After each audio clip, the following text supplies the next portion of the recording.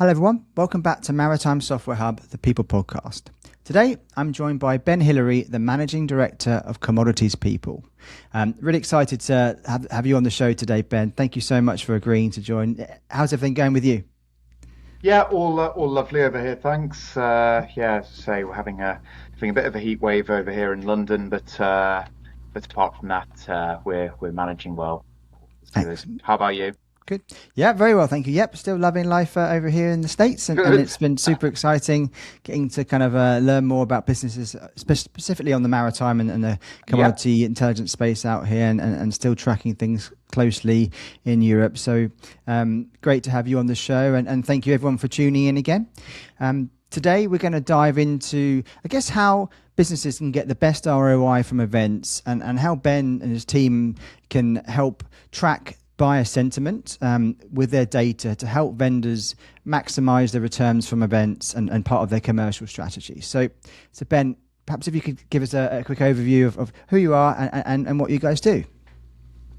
Yeah, thanks, Callum, and thanks for the invite. It's really good to be here, and hello everyone. My name is Ben Hillary. I'm the managing director and founder of Commodities People. So we organise large-scale events across the world, covering a range of areas around the commodity and energy trading space. Technology is probably our sweetest of the sweet spots. And maritime technology, particularly in the physical commodities side of things, we do is also of deep interest. Um, yeah, I suppose how did I sort of get into this in the first place? Well, Yeah. no one can't really say.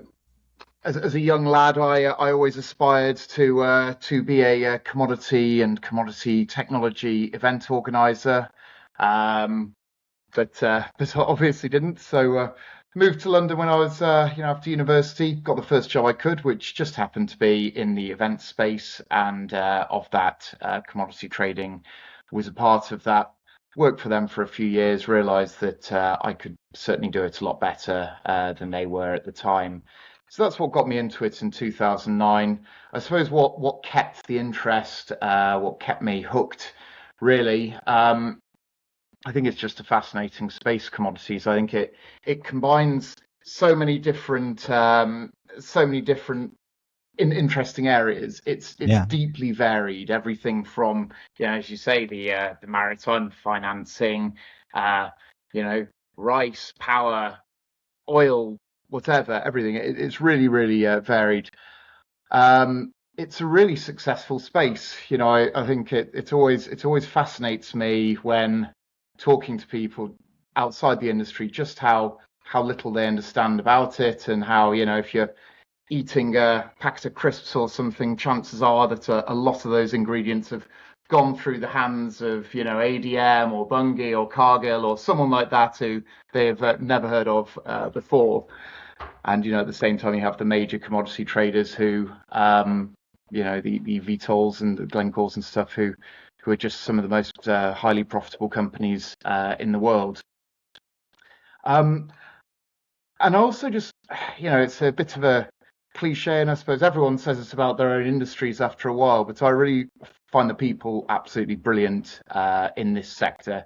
I've always found that commodities and maritime kind of combines a bit of a you get very intelligent, bright people, but there's also a bit of a sort of, not the right word to use, but almost a sort of traditionally a piratical type nature to it. It's a lot more entrepreneurial. People are, Yeah. a lot more sort of freewheeling than they might be, in the banks and so on. Um, in the meantime, the industry itself has just evolved in such a fascinating way. I suppose when I started when I started doing my own thing in 2009, we were in the depths of the credit crisis, which all Yeah. seems like a very long time ago now, but it was pretty horrible while it lasted. So we were sort of born into chaos, and then we had a good number of years afterwards where everyone was so focused on regulations, making sure that this sort of thing couldn't happen again. It's a bit dull. Things really got incredibly interesting again from about 2014, 15 onwards, and that was with the digital revolution. Yeah. That's just and that's made your business, that's made the businesses of most of the listeners, and it's certainly made ours. And it's just pretty amazing when you look back to what people were talking about 11, 12 years ago to what people are talking about now. It's like fast forward half a century, isn't it? Yeah, no, fascinating. I think for anyone that's kind of seen 20 years or so in the same industry, you've been through, as you said, a number of cycles, and the kind of digitalization phase that we've been a huge part of that, and that's, as you said, shaped how we built Cordell Beaumont essentially off the back of it, and it's been a really exciting journey, and we're seeing other areas now kind of evolving in the technology space, in particular the maritime Yep. and commodity and energy. So, yeah, I guess, yeah, as an overview for people that may not be as familiar with Commodities People, would you mind just giving us a run through of kind of the main ways that you help businesses, and your kind of the role you play in the wider commodity tech environment? Yep, yep, absolutely.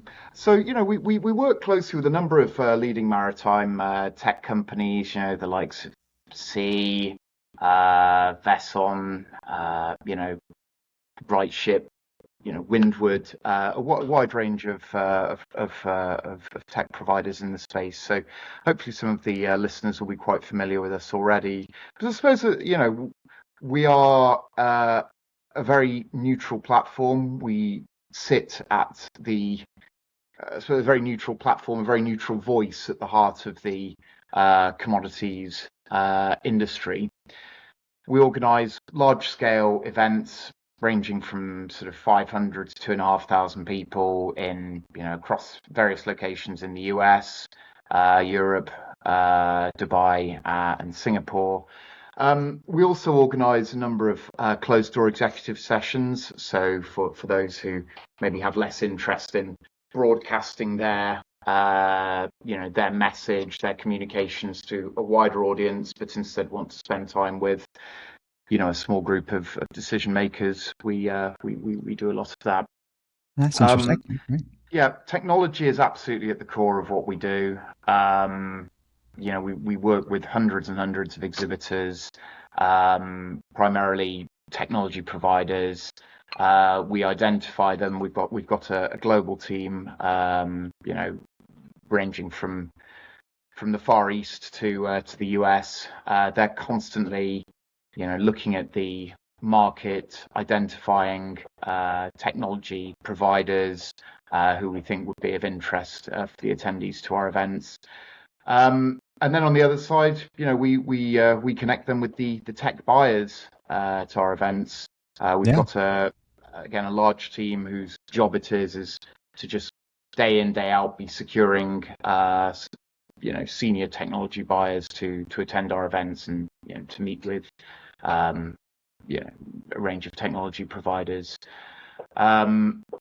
We do this in, I suppose there's a range of ways of achieving this. There's very unstructured ways of interacting at our events. So, for example, a company showing up and taking a booth, Yeah. you sort of rely on the serendipity of the right buyers walking past your booths, or the right buyers seeking out your booth. We offered sort of more semi-structured approaches. So we organise discussion roundtables within built into the content sessions at the events. So someone in the maritime tech space might would, for example, deliberately seek out a session on that subject, and then interact with buyers at the over the roundtables. And then we offer highly structured solutions, so pre-arranged one-to-one meetings whereby technology providers are sitting down with in pre-planned meetings highly qualified buyers of their technology. We have a deep use of the event app, of other event technologies, and as we'll come to shortly, we're really, really into buyer sentiment data. We run extensive surveys around that, extensive questionnaires to ensure that we can connect the right sellers with the right buyers. And then beyond that, as I say, we'll go into it a little bit more later, but we organise and publish a range of annual reports and surveys, thematic, and also via our large-scale annual surveys, which draws on all registration and polling data from sort of thousands or tens of thousands of our participants across the year. So it's really it's interesting. We sit in a pretty unique position within the industry.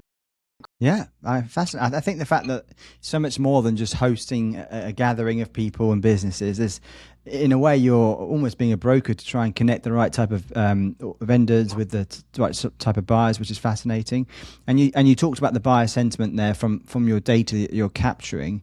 I mean, for people that are perhaps using events and conferences as part of their commercial strategy, what type of signals do you think are most telling that could help businesses as they plan their events and I guess their calendar for the year, of which ones maybe to attend and which ones might be right for their business with perhaps the best kind of audience base for what they're targeting?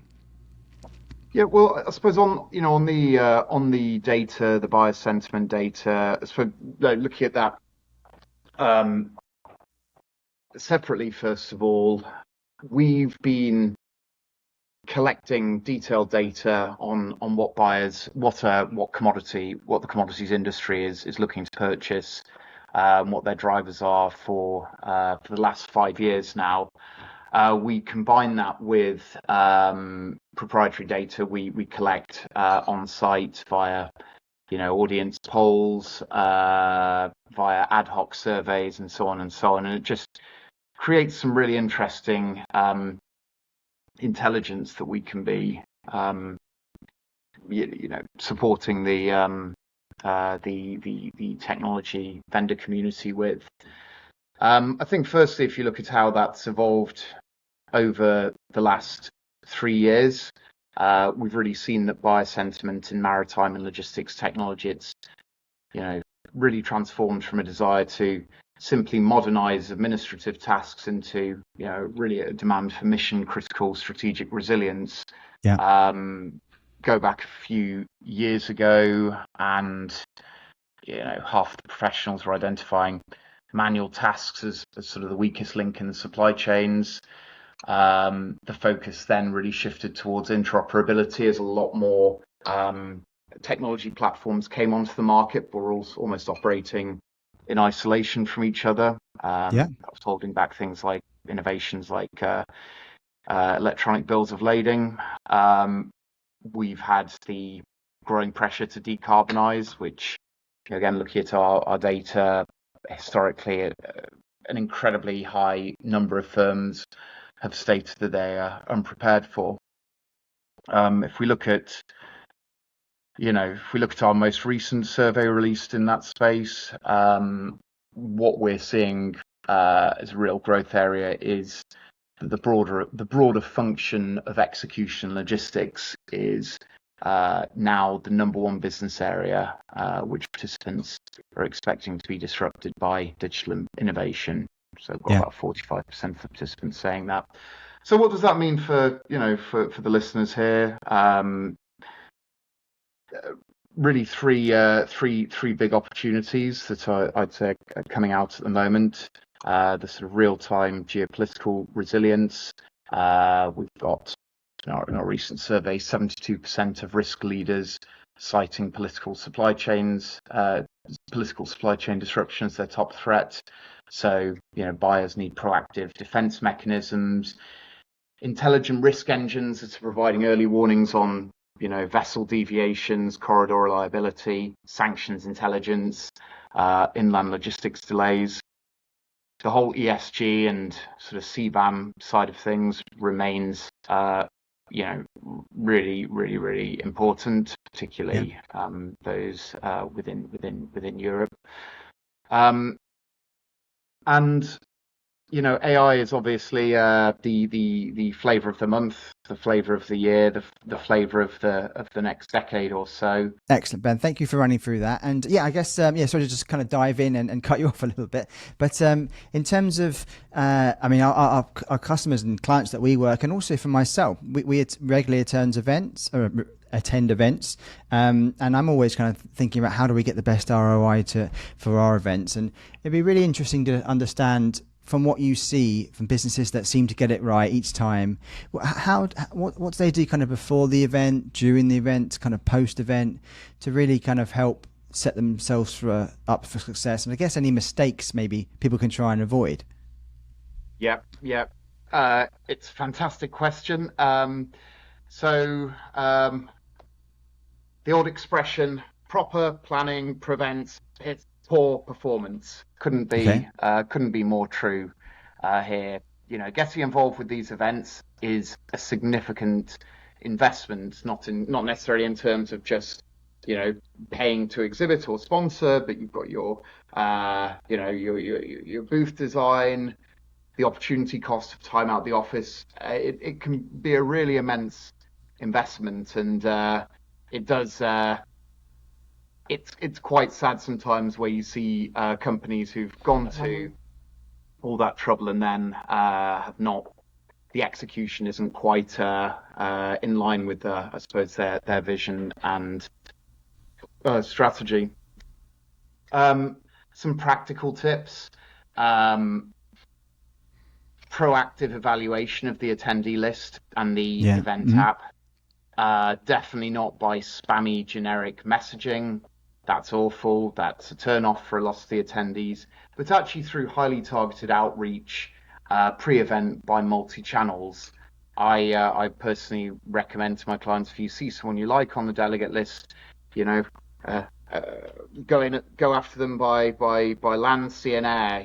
Go in via email, go in via LinkedIn, and go in via the event app, assuming there is an Yeah. event app. Mm. Um,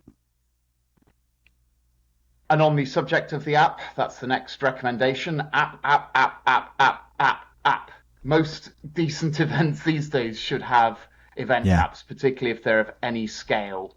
Um,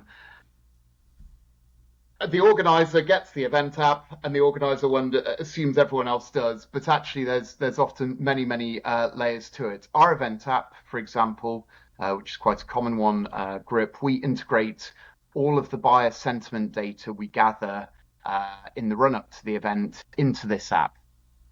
So an attendee to our event, with a few pushes of the buttons, can see everyone who is in the market for uh, you know uh, maritime technology, or advanced data analytics or whatever. So you should be able to really understand how to use the app and filter it to work out exactly who is your most appropriate targets there.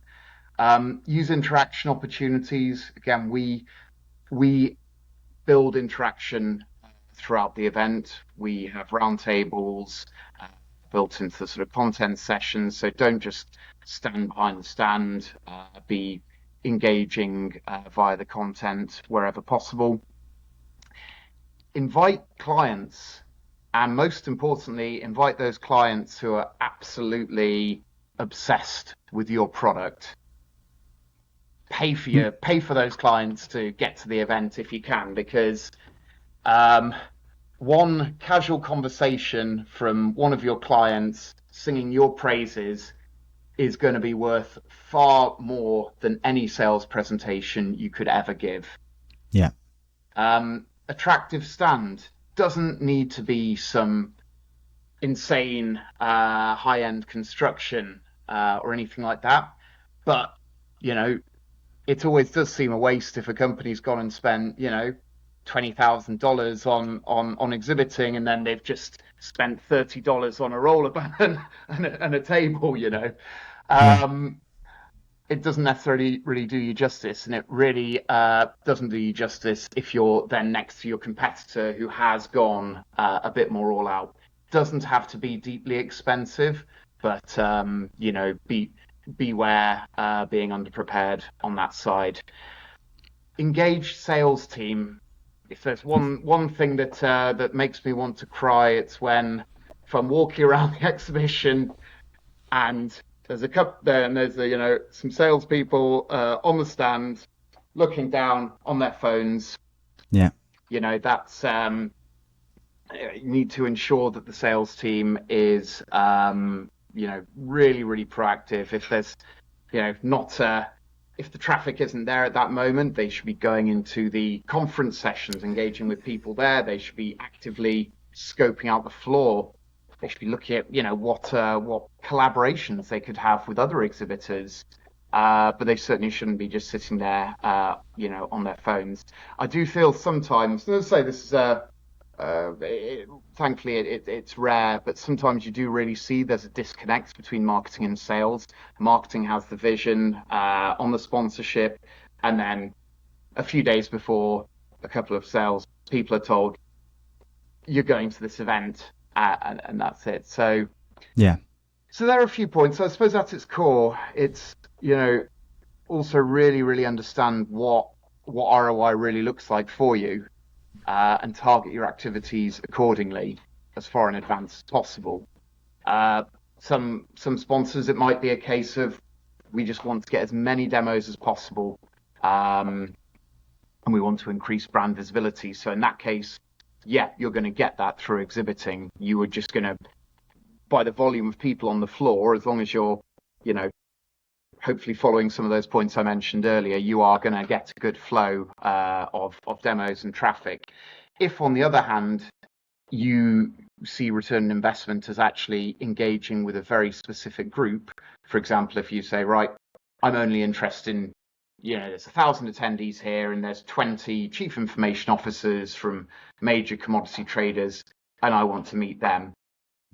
You might catch a handful of them, incidentally, on the floor, but actually you need to be thinking about some other elements. For example, working with the organizer to organize a closed door, invite only event, for example, a private workshop, a breakfast or a dinner, so that you can really ensure that those 20 most important people out of that audience are going to be spending time with you. Yeah, I really I think that's super valuable, and from my perspective as well. I mean, when we go to events, we used to sponsor and we used to have our little kind of standard things.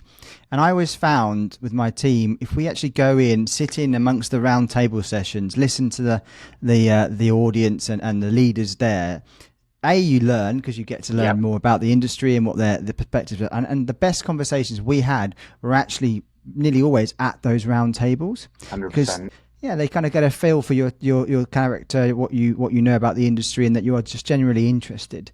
So that was super good advice. And then I would say also from us, speaking. I guess I'm sure you obviously have speakers as well. Having that as an option as part of your strategy just gets you in front of a lot of people rather than just people walking by, and I think that's a real key asset. 100%. And on the subject of speaking. I sort of alluded to it earlier with the mentioning of the clients.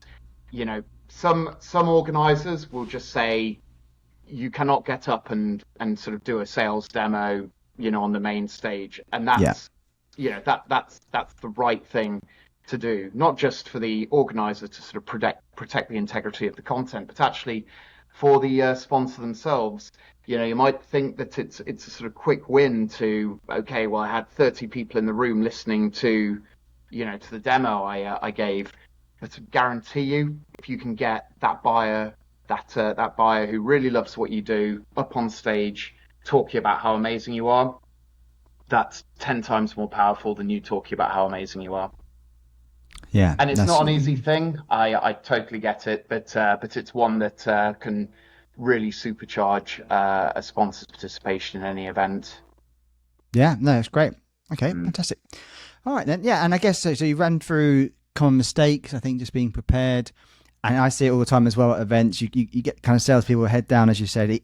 I mean, it's fine obviously to eat your food. They're more interested in just like chilling out, being a bit more of a social event, a bit of a fun kind of week away type of thing. But the ones that are genuinely engaged seem to sort of be had the most success, I think, from what we see. Okay, Yeah. great. And I really like the apps. Whenever we use them, we really look closely at the ones that are focused, obviously, on the digital side of shipping and or commodities. That's kind of the ones that we're our sort of sweet spot. And I guess now going forward, then, how would you say that if you talk about the new AI, kind of the data subscription businesses, the reporting platforms, and the I guess the energy intelligence companies, how would you say it's kind of changing the landscape, and how can people kind of try and cut through as there's more and more companies emerging in this sector? Yeah. So I think AI is an absolutely brilliant thing for the in-person event sector. There's never been a happier time to be organising in-person face-to-face events. And that's for several reasons. First of all, the disruption really gives us something to be talking about. I don't think we had an event in London a couple of weeks ago, probably about 80 sessions, and I'm sure not one of them passed without the word AI being mentioned. Um, it's also like everyone, it allows us as event organisers to operate more efficiently, to help sort of put buyers and sellers together in a more effective way. But specifically, events are really benefiting now as a commercial channel, um, because traditional marketing means such as sort of content creation, white papers, emails, and that sort of thing are really becoming very commoditized and quite sort of cheapened by AI. Yeah, So in the past, let's say a technology provider might say, let's create a really significant thought leadership piece. Let's create a white paper. And they would spend tens of thousands of pounds on that, maybe even more in some cases. It would be a deep, lengthy process, an academic process. mm. That's exactly the kind of thing AI has really reduced barriers to in that. And unfortunately, a lot of it is AI slop, but that kind of is what it is. What it has meant is that the value of human interaction, that sort of one thing that really can't be replaced by AI, has become more important than ever. Um, More broadly, AI, as I say, is absolutely flavour of the month for all parts of our sort of buying community, and it will be for many years. Um, I suppose, vendors obviously need to expect that one of the first questions they will be asked is where AI fits into their product. And whatever they say, while it might easily dazzle the business buyer, they also need to be very aware that, either at the forefront or in the background somewhere, there is that technology, that very sophisticated technology buyer, the approver, the influencer, the CIO, the CTO. And this person is going to be deeply focused also on the governance around the AI element of their technology. So you Yeah, need to be able to really, really, really easily address those points. yeah. No, I agree, and I think, I mean, some of the commodity intelligence companies that we speak to and recruit for, Mm, yeah, that some of the biggest competitors now is ChatGPT or is yeah. Claude or something, because they clients can effectively get data quite quickly or insights from a certain perspective, and it is a big competitor to them. But I think having that person, that human interaction, as you say, and that human insight is super valuable. And even things like this, obviously podcasts, and we're trying to do more content on LinkedIn with actually focus about myself, my team, so they Mhm. know who's behind the message. And Yeah. yes, yeah, I admit we write a lot of our posts with the help of AI, and my language isn't always great and things, so I try and kind of tidy things up a little bit and stuff, so it's super helpful. But I do see where you're coming from. I think you need to just leverage it rather than try and see it as a kind of a blocker or a replacement, I think. And that's why the human interaction in businesses like yourself, I think, is so important, and that face to face is key. Yeah, and I mean, on that note as well, that I suppose that triggers another interesting point. The events today have really evolved to become it's so important that they're a lot more sort of experience based than ever before. So in the good old days, you've got a conference room at a hotel, and then it comes to 5 o'clock, and you just uh, pour gallons of cheap wine down everyone's throats, and the magic happens. It's not so much like that today, particularly with the sort of newer, the sort of younger generation of event attendees. Not to say they don't like the gallons of wine being poured down the throats or anything, but we have to, as event organisers, and especially, really think a lot more about what are those sort of magic moments that will be remembered associated with the event. So, we will still have functions, we'll still have dinners and that sort of thing, but we're increasingly looking at things like, well-being, sporty events. In fact, it's our next big event in London. We're going to be organising the Energy Trading Olympics Wow, as great. part of it. Yes, we've got the Commodity Run Club, the Commodity Swim Club, the Commodity Padel Club, all involved to do some stuff. So yeah, it's everything's evolving. Yeah, man, I think it's a great idea. And I do agree. I think to an extent, the younger generation are very kind of conscious and not as focused on networking drinks as perhaps in my shipbroking days, it was even part of the daily day. Yeah, Part of it was by sort of 2 o'clock, we'd be out in the bars, that sort of thing for most days. It was part of life. But age of yeah, I 30 agree. now. No, I agree. Okay, good. So, I mean, now looking forward, I mean, obviously you've kind of scaled, you've got businesses and you've got kind of conferences all around the world. But in terms of what would you say is the biggest kind of commercial lesson from having these different markets that you've worked in? Are there kind of be big things that you've noticed about how, like, obviously the culture, the way you run or set up the events, and anything you can try and help the listeners, if they were, for example, to go to an event in Dubai versus Singapore or London, what are the kind of key differences that you've learned?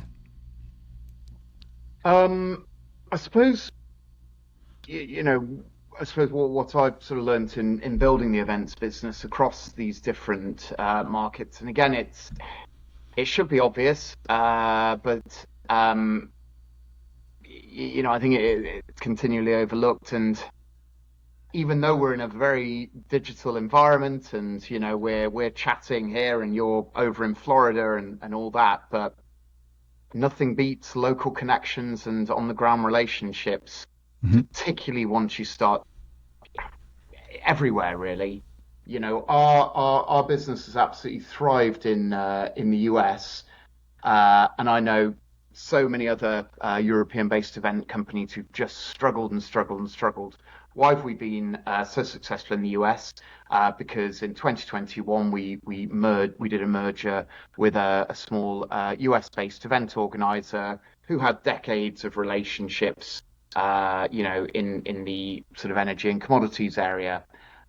Without that, would have it would have been a very, very hard slog. Um, you look at Singapore and the UAE. How have we been successful in those regions? In Singapore, we were blessed to have a strong relationship from the start with Enterprise Singapore, who are the trade promotion agency of the Singapore government. They were very much aligned with our vision. They wanted us to be, doing the event there, particularly actually bringing maritime tech companies to Singapore via the event. And Great. they've just been an invaluable relationship. UAE, equally, the Dubai Multi Commodities Center. There are these organizations in most of these regions who are there to really help underwrite the success of many of the companies that many of your listeners Yeah. are from. Um, I suppose on our side, looking at the events themselves, often not every event is exactly the same, but commodity trading and shipping and maritime is a pretty it's quite a lot of subjects and themes are very similar no matter where you are in the world. So we find that sort of 80% of the themes are the same. Credit, AI, CTRM all tend to be quite similar. But you have very specific regional issues, governments, geopolitics. Um, and the different sort of attendee types, they value different things. Ask a room full of attendees in Houston if they've got a question, and 50 hands will shoot up. Ask a room full of attendees in Singapore if they've got a question, and you're probably you might not have any. So we sort of need to design things to reflect that. Yeah, no, a lot of key points you mentioned there. I mean, early on you said about with the US, your kind of expansion, and it seems like your strategy worked really well, having that merger and collaborating. You mentioned without that, it might have been a struggle to try and kind of get up to where you are currently. Why is that? Is that because you're seeing not as much appetite or as addressable market in the maritime software or energy kind of technology space at the moment, or is it because it's a more difficult place to get into? No, I just think it's simply nothing can beat face-to-face relationships. Yeah. So I could have certainly been, calling technology leaders, technology vendors, commodity traders, in Houston and around the US. I'm a guy they've never met before on the other side of the phone, calling from 6,000 miles away or whatever. Yeah. On the other hand, my business partner in the US, Howard, is someone who he's got 20 years of relationship with them. They've been in the same circles. If he doesn't know them, he'll almost certainly know. They'll almost certainly share a connection in some way. Yeah, that makes sense. It remains incredibly meaningful, and it was more than I thought it would be in the US. And as everyone who's sort of done stuff in Middle East and Asia Pacific knows, it's immensely important to have relationships in those locations. Yeah, and I think I agree. I mean, that's why we moved out here. I think having our specifically for that reason. I mean, lots of businesses.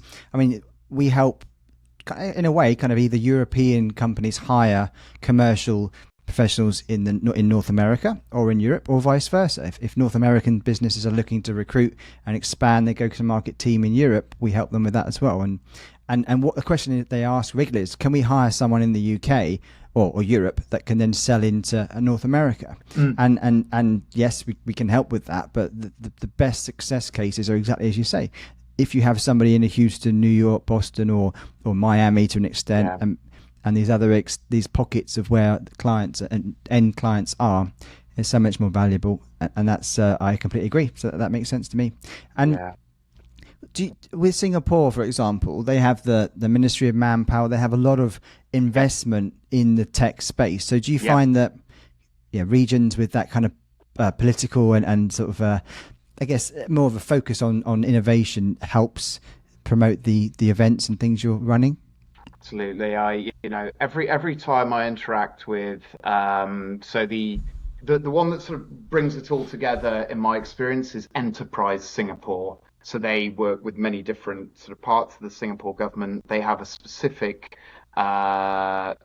trade team which includes lots around maritime. It includes specific. There's a team who specifically focus on commodity trading technology, including maritime within that. Every time I interact with them, we have frequent meetings with them. I always come away just thinking, God, I wish we had something like this in the UK.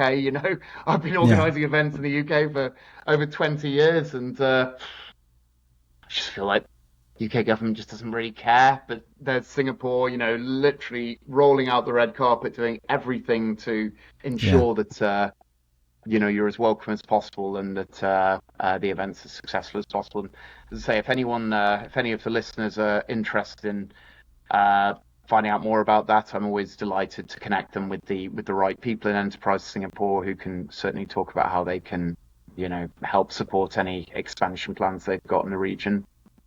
Yeah, okay, that makes sense. And I guess we talked a lot from the vendor side, obviously, but less so from the attendee and people Mm. that are kind of going to the events, trying to learn more. And maybe this is a bit more aimed towards the kind of people that perhaps a little bit earlier in their careers and things. So for someone that's kind of looking to get into, or just sort of early exploring their kind of journey in the maritime software or the commodities kind of intelligence space, how would you recommend they approach events, or kind of starting to build their profile to help open up doors? Yep. So events are definitely a mechanism.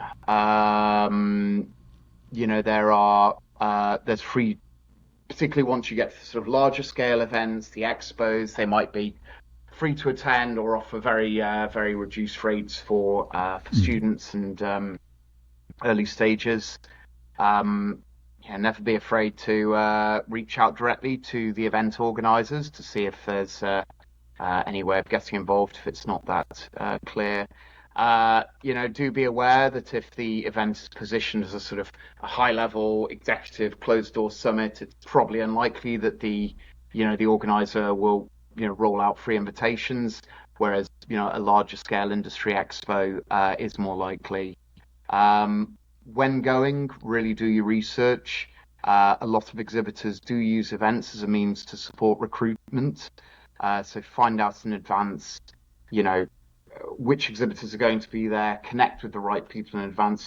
Don't just show up on their stand and start trying to sell yourself to a salesperson on the stand who's there themselves to sell to actual buyers. Yeah. There's a good number of informal industry gatherings and drinks out there. Find them, keep an eye on them. Commodity Thursdays do some really good work in that space. Um, but I think really importantly, obviously, don't just limit yourself to one channel. Uh, there's If you don't already have a personal LinkedIn strategy, there is no better time than now. Make your profile look amazing. Yeah. Grow your network every single day. Find time to create one or two meaningful posts every week. You know, allocate sort of half an hour each time to really come out with a good sounding post. Um, it's less effective to connect with someone and then a few days later message them about interest in working for their company. However, if you've been connected to them for a while, they've seen your posts, then it's so much easier when you do go in for an approach. Yeah, no, I completely agree. That personal brand piece just ties into Yeah. everything. And as you said, one of the things that I'm sure you love, and you mentioned at the start, that the people side of the shipping and commodities world is Mm. so hasn't lost, hasn't kind of reduced in any way. So I think if you can build a network of people that can essentially recommend you or that like you, invite you into sort of certain circles, opportunities will come up. And that was what I used to always say when I used to help run the kind of the trainee broker selection program at Clarkson's when I was their Mm. internal recruiter. And it was all, the first thing would be, we're like, well, just all you need to do is just get a couple of brokers to like you, and they'll recommend you to their manager, and you fast track a huge application process. And it was the most effective way. And we'd have hires starting all the time that just seemed to just appear because they've got really good internal connections and references and stuff. So Yeah, it's really valuable. 100%. And it's there are they're not always that easy to find, but it's worth digging. There are a good number of people who really do, senior people who act as mentors in the industry. Hmm. Again, if anyone was interested, then I could they should drop me a line, and I could probably suggest a few people in certain sectors who I know really enjoy this kind of thing. Um, so yeah. Brilliant. Yeah, and I guess on that note, I think Yeah, I think we've covered a lot today, and I'm sure our listeners found this super informative, especially if they're obviously kind of looking at their strategy about how they go about planning events, which ones to attend. And I highly recommend, getting in touch with Ben or the team at Commodities People. If they would like to reach out to you, what's the best way for them to do so? Well, there's obviously the events themselves. We're in Stamford in a few weeks for our Commodity Trading Week Americas event. Then actually in Dubai in early September for Energy Trading Week Middle East. So both of those have got good sort of shipping audiences. But yeah, just connect with me on LinkedIn and drop me a note. And if anyone's in London, always happy to grab a coffee or a beer with people from the industry. Excellent. All right, great. And before I let you go, what's something I like to always ask our guests on the show is, obviously 20 years of working hard in the industry, but what do you like to do in your kind of downtime when you get a moment to yourself, like hobby wise or kind of activities? What type of things do you like to get up to? I like eating, drinking, walking, and do like the sort of lesser appreciated, lesser known sport of strongman, Okay, which I find very fun. And I've excellent, actually just launched a commodity strength club, which amazing. will be taking place on August the 6th. In London, which will involve a good number of people signed up from the industry. We're going to be pulling buses, we're going to be lifting stones, and all that sort of stuff. Amazing. Okay, very cool. How about you? Oh yeah, well, you're the first person to ever ask me that.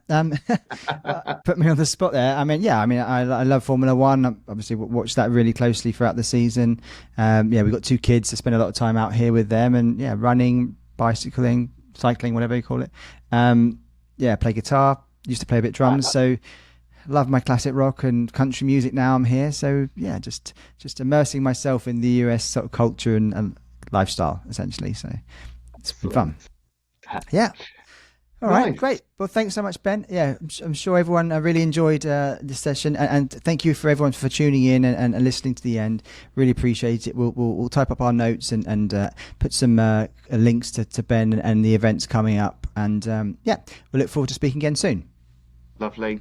Thanks, Callum. Thanks, everyone. Pleasure. Thank you.